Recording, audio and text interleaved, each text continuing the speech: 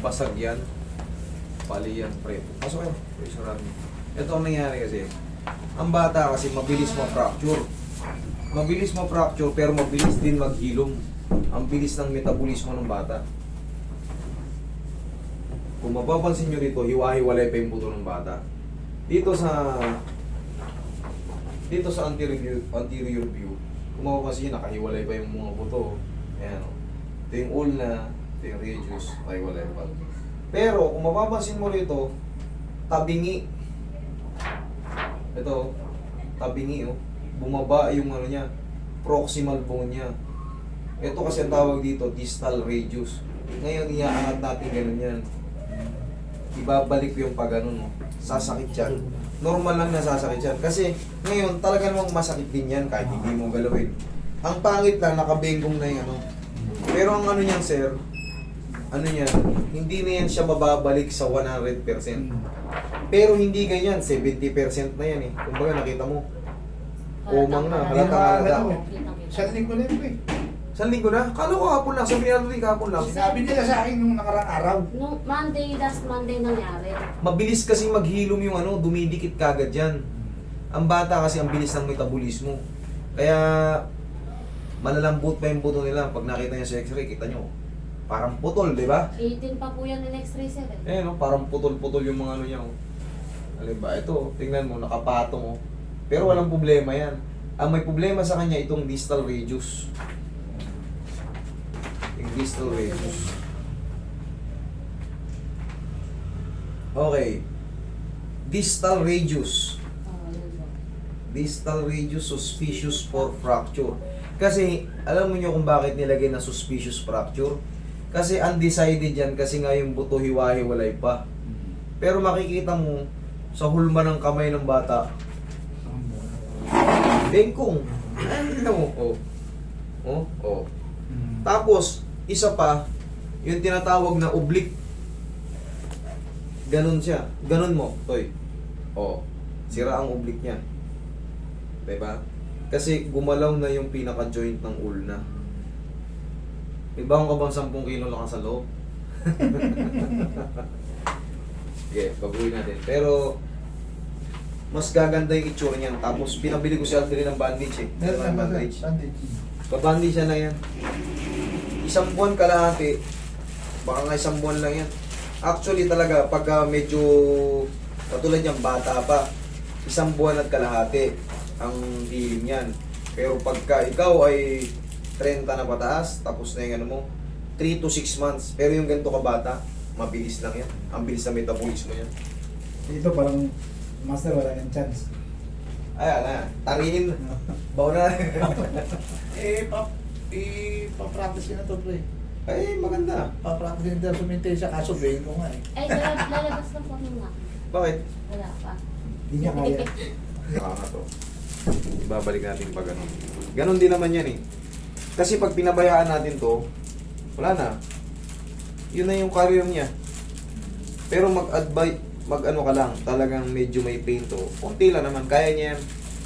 Kaya niya yan. Para sa akin, mas gusto ko na yung ano. Total na eh, nandito na may magulang, in-explain ko naman. Kaysa naman, mga isang ano, mga 2 linggo o 3 linggo. Okay. Naigaganon yun yan. Medyo kunti na lang yung masakit, pero wala na, yun na yun. Yun na yung collateral damage din. Hindi na pwede mapagsuntukan. Pwede yan. Pero bawal na ngayon yan. Bawal na matatapa ngayon. Oh. Okay, kagatin mo.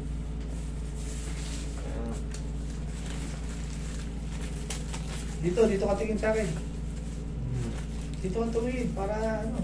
Kaya mo yan. Nakaya mo nga nung ano eh. Naitukod.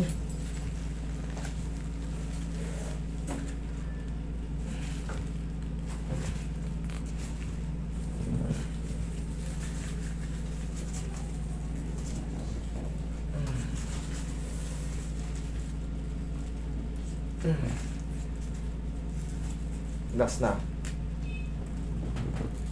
Thank you. Yan. Pwede na, ano na. Bandage. Yan. Yan ang gusto ko, malakas ang ano.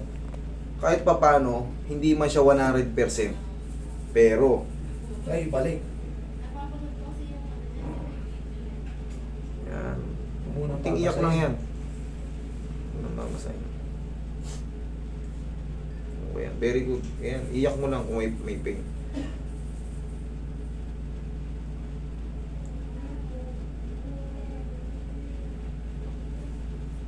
Yan.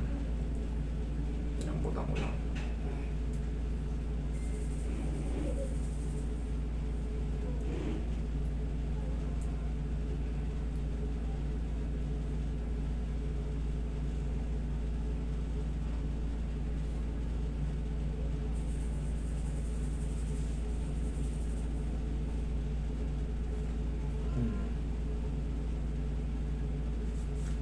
Pati pala siko niya, damay eh. Thank you. Okay, sige. Okay nga, kaya mo lang, sige. Ha! Ganun mo lang. Eh, yung gusto ko matapang na bata. Oh. Ganun mo nga. Ganun mo. Oh. Tapos na. Kamay mo. Okay, yan. Babalik din yan, lakas niyan. 1 buwan at kalahati na pwede ka na naman sumabak sa kanya. Okay? Ganun lang talaga. Hindi na yan mapiperfect na 100% kasi tandaan nyo, pag ang bones nabasag, kahit sa manok, ganunin mo yung legs, hindi mo maibabalik ng 100% yan. Ang ano lang, hinabol ko lang dyan, kahit papano hindi masyadong angat na angat dito. Hindi lubog ko lang ng konti. Naiganon ko, kahit papano naibabaw kanina.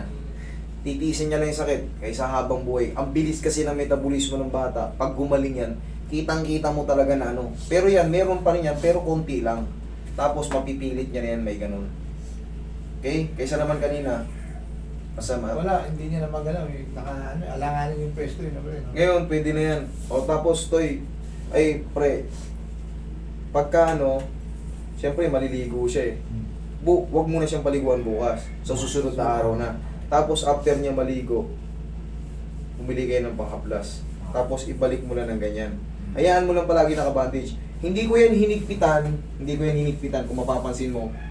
Kasi ito, pulsuhan to. Kumbaga, para lang malaman ng mga kalaro niya.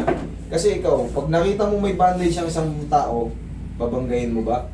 Kumbaga, pananggal lang sa mga makakasalubong niya. Para makita ng mga kalaro niya na injury siya. Sige.